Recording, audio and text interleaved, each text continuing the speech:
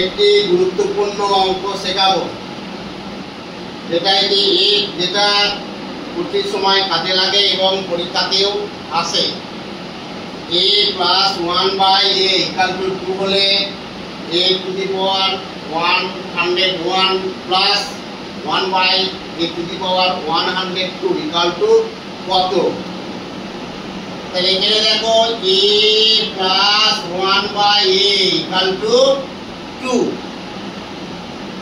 তাহলে আমরা উভয় পক্ষকে a দ্বারা গুণ করব। কি গুণ করব? উভয় পক্ষকে a দ্বারা গুণ করা হলো। এখানে কি লিখতে পারি? যে উভয় পক্ষকে a দ্বারা গুণ করা হলো। বুঝা গেল? তাহলে এটার সঙ্গে এটা গুণ করলে কত হয়? a এর সঙ্গে a গুণ করলে কত হয়? a square. 1/a এর সঙ্গে a গুণ করলে কত হয়? a ইকুয়াল টু 2 এ না 1 হয়। এটার সঙ্গে এটা গুণ করলে হয় 1 ইকুয়াল টু 2a। এই 2a টা সমান সমান এর পরে গিয়ে মাইনাস হয়ে যায় প্লাস 1 ইকুয়াল টু 0 বা এটা সূত্রে চলে যাবে square minus 2ab plus b square.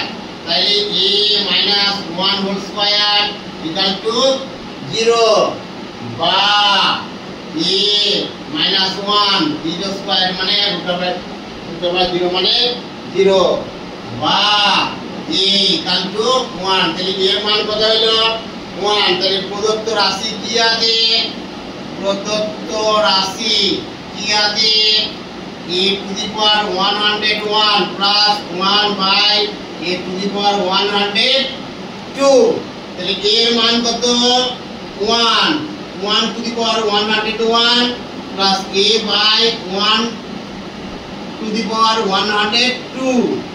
তাহলে এটাকে এর পাওয়ার যদি 101 হয় তাহলে 101 বার 1 এর গুণ, তাহলে কত হয়? 1 ই হয় প্লাস 1 বাই 100।